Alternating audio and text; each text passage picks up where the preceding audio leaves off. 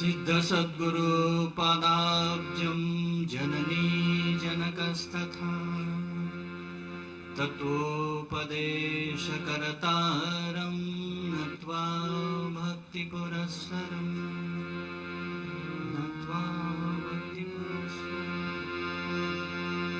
परमपूज्य प्रातस्मरणीय अद्वैत सार्वभौम चक्रवर्ती शिवावतारी अणिमादी अष्ट ऐश्वर्य संपन्न जगद्गुरु सिद्धारूढांच्या चरणी नतमस्तक होऊन तत्स्वरूप वेदांत वागीश गीतोत्तम वेदांत आचार्य अनंत श्री विभूषित आम्हा सर्वांचे आत्मोद्धारक जगद्गुरु अप्पाजींच्या दिव्य चरणी दीर्घदंडवत प्रणाम करून प्रेम भक्ती साधना केंद्राचे पूज्य मातोश्रींना नमन करून त्यांच्याच बाजूला बसलेले विदुषी आहेत ते आज त्यांनी थोडाच वेळ घेऊन त्यांचं प्रबोधन केले, त्यांना सुद्धा नमस्कार करून मंचावर उपस्थित पूज्यांना नमस्कार करून साधकांना आत्मबंधूंना समोर बसलेल्या सर्व सद्भक्तांना मनपूर्वक अभिवादन. मला वाटलं आज तरी सुटका मिळेल कारण एवढे जण आहेत, पण दीदीने बॉम्ब फोडला. बंधू प्रेमी श्री प्रभू रामचंद्रजींच्या विषयावर आत्ताच पूज्यांनी विश्लेषण केलेलं आहे. शास्त्रीय दृष्ट्या मी बोलायचं झालं तर बंधू कोणाला म्हणावं हा जर प्रश्न केला तर अनेक बंधू आहेत. इंग्लिशमध्ये कोटेशन आहे, blood is thicker than water. म्हणजे काय, रक्त हा पाण्यापेक्षा घट्ट असतो म्हणे. बघा तुम्ही निवडत असताना इलेक्शनमध्ये निवडतो की नाही, आमच्या पैकी आमच्या जातीचा आमचा भाऊ, तो कसं का असू द्या त्याला वोट टाकायचं. इथे बंधू बंधू म्हणत आहेत. बंधूमध्ये रक्तबांधू आहे, आपत बंधू आहे म्हणजे कष्टामध्ये जो मदत करतो तो पण बंधू आहे, आणि अनिमित्य बंधू पण आहे. बाकीचे बंधू आपल्या सर्वांना माहित आहे. मी अनिमित्य बंधू जे सद्गुरुदेव आहेत त्यांच्याबद्दल बोलू इच्छितो. बंधू बंधू कोणाला म्हणावं, कानडीमध्ये खूप सुंदर सुंदर आहे. हे जे लौकिक बंधू आहेत, बंधुಗಳು बंधू उंडू होगुವರು बंधन बिडिಸಲಾರು. म्हणजे काय, जे हे रक्त बांधव आहेत येऊन कार्यक्रमात जेवून जातील. अजून एक खूप छान आहे त्याच्यामध्येच, कष्ट करी बेडरी उटक मरी बेडरी. म्हणजे कष्टात कधी बोलू नका, जेवायला कधी आम्हाला बोलवायचं विसरू नका. यांना बंधू म्हणतात, लौकिक बंधूंना. पण सद्गुरू असा एक बंधू आहेत, काहीही अपेक्षा न करता आम्हा सर्वांना काय करतात, आपलंसं करतात. आणि कितीही चुका केलं तरी शेवटी जशी आई पोराला आपलं जसं मानते, वडील कितीही राग केलं तरी पाठीमागच्या दरवाजातून बोलून त्याला जसं भरवते, तशी गुरुमाऊली असते. आपण जीवनामध्ये किती आता आप्पा बरोबर जवळजवळ 30-40 वर्षापासून आम्हा सर्वांना समजत आलेले आहेत. काय आलेले आहेत, ब्रह्म सत्यम जगन मिथ्या जीवो ब्रह्मैवना परः. आता सगळ्यांनी सांगितले की सगळे बंधन कसे आहेत, सांसारिक बंधन क्षणिक आहेत, स्वार्थी आहे, सगळं आहे, सगळं माहित आहे सगळ्यांना. तरी सुद्धा प्रसंगानुसार मी थोडं सांगू इच्छितो. आम्हाला बघून तुम्हाला ईर्ष्या व्हायला पाहिजे असं का म्हणत आहे, असं म्हणत आहे. मी पण तुमच्यासारखंच होतो, तिथे होतो 16 वर्षापूर्वी. इथं याला 16 वर्ष लागले.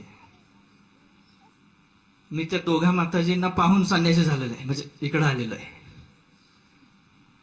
ईर्ष्या अशी व्हायला पाहिजे की बाबा साक्षात परमेश्वर बसलेले आहेत आणि त्यांच्या, मी माझी घटना सांगून संपवतो. मी तुमच्यासारखंच होतो, तुमच्यापेक्षा खराब होतो. खराब म्हणजे काय, कुठं देव आहे दगडामध्ये, कुठं देव आहे. उगीच सगळेजण जाऊन मंदिरात नमस्कार करतात. देव म्हणजे आई वडील बाबा, आमचे आई वडीलच देव, कारण ते सगळे पालन पोषण करतात. सद्गुरूंचं सोलापूरमध्ये आगमन झालं, ते श्रावणाच्या समापनला आले होते. आई वडील भक्तिमय असल्यामुळे ते मठाला जायचे. आई जबरदस्ती मला घेऊन गेले. मी म्हणलं या वयामध्ये काय गरज आहे आम्हाला अध्यात्माची. आई म्हणाली दूर बसून ऐक, चांगलं वाटलं तर बस, नाहीतर निघून ये, घरी ये. मी पहिल्यांदा जेव्हा आप्पाजींना पाहिलं तर असीम आनंद झाला. विदाऊट एनी रिझन त्यांना पाहिल्यावर जो आनंद झाला, आणि त्याच्यानंतर त्यांची जी पहिली स्पीच होती, वेळ नाहीये, शॉर्ट मध्ये सांगतो, ती स्पीच मध्ये असं होतं की आपण मनुष्य होऊन का आलो. आप्पाजीच प्रश्न विचारायचे आणि आपल्यातर्फे प्रश्न उत्तर देऊन परत त्याला पुन्हा प्रश्न करायचे. आपण काय म्हणू, लग्न करून घेण्यासाठी आम्ही माणूस झालोय. आप्पाजी म्हणाले जर तुमचं लग्न करायचं असेल तर 8-10 लाख खर्च करावं लागतं. जर लग्नच करायचं असेल तर कुत्र मांजर व्हा, विदाऊट एनी कॉस्ट. जेवढे पाहिजे तेवढे लग्न करू शकतो माणूस, 2 करू शकत नाही. मंगळवेढ्यामध्ये 2 जुळ्या मुलींना एकाने लग्न केलं, दोघी परिवारांच्या संमतीने. पोलिसांनी उचलून घेऊन गेलं त्याला. का? कानूनमध्ये बसत नाही. नाही स्वामीजी, आम्ही मुलं बाळा करण्यासाठी मनुष्य जन्म झालेला आहे. जर असं तुम्ही म्हटला तर आप्पाजी सांगत होते, मनुष्याला मूल व्हायचं असेल तर 9 महिन्यामध्ये 1, नाहीतर जुळे, जास्तीत जास्त तेडे. तेच जर मुलं बाळांना जन्म करून घ्यायचं असेल तर डुक्कर व्हा, एकदम 16. नाही स्वामीजी, आम्ही खूप छान छान प्रोसेसिंग केलेलं फूड, जेवण करण्यासाठी आम्ही जर या मनुष्यामध्ये जन्म घेतलेला आहे असं म्हटलं तर आप्पाजीने विचारले, तुमच्या नाशिकमध्ये, कळवणमध्ये, अजून कुठल्या या जवळपासमध्ये जनावरांचे दवाखाने किती आहेत आणि माणसाचे दवाखाने किती आहेत? किती आहेत? कुणाचे जास्त आहेत? माणसाचे. म्हणजे आपल्याला जेवता येत नाही. हे तिन्ही प्रश्न हृदयात भेदले आणि कार्यक्रम संपला. आणि ते सांगितल्यानंतर आप्पाजींनी मनुष्याचा जन्म कशाला झालेला आहे, स्वतः मी कोण आहे, आत्मस्वरूप, परमानंद स्वरूप, परमात्मा हे जाणून घेण्यासाठी आलेलो आहे हे सांगितलं. जात असताना गाडीमध्ये, त्यावेळेस सफारी गाडी होती, ड्रायव्हर सिद्धू होता. आप्पाजी त्या कार्यक्रम संपल्या आप्पाजी गाडीत बसले आणि जात असताना मला काय वाटलं, तिथं बसलेले आहेत, मी सर्वात पाठीमागं बसलेला आहे. मला एवढा आनंद झाला, जर मी, तो ड्रायव्हर बसला होता ना, ड्रायव्हरच्या बाजूलाच आप्पा बसलेले आहेत, मी का ड्रायव्हर होऊ नये म्हणून मी ड्रायव्हिंग शिकलं. घरात गाडी नव्हती, ट्रेनिंग सेंटरमध्ये जाऊन गाडी शिकलो.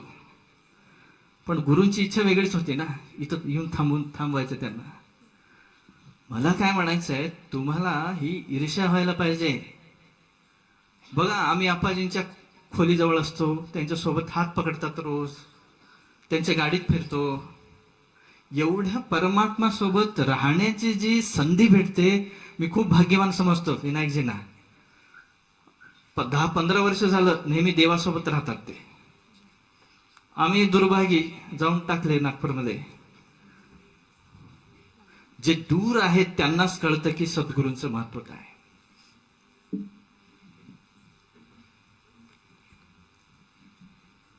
तर या प्रसंगातून तुम्हाला आज सकाळीच बोलायचं होतं की साधकांना, मी विचारलं इथल्या संयोजकांना की साधकांना उद्देशून बोलायचं आहे की विद्यार्थ्यांना उद्देशून बोलायचं आहे.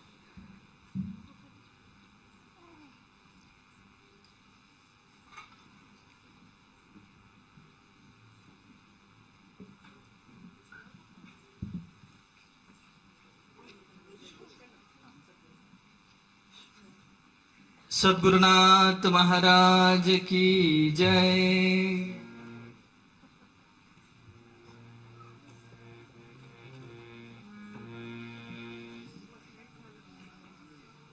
याच कारणासाठी मी नको म्हणत होतो, कारण अजून संत येणार आहेत, ते बोलणार आहेत, तर दीदी ऐकत नाहीयेत, काय करायचं. तरी शेवटी मी संपवतो 2 शब्दात. तर थोडी ईर्ष्या जागवा ना आतमध्ये.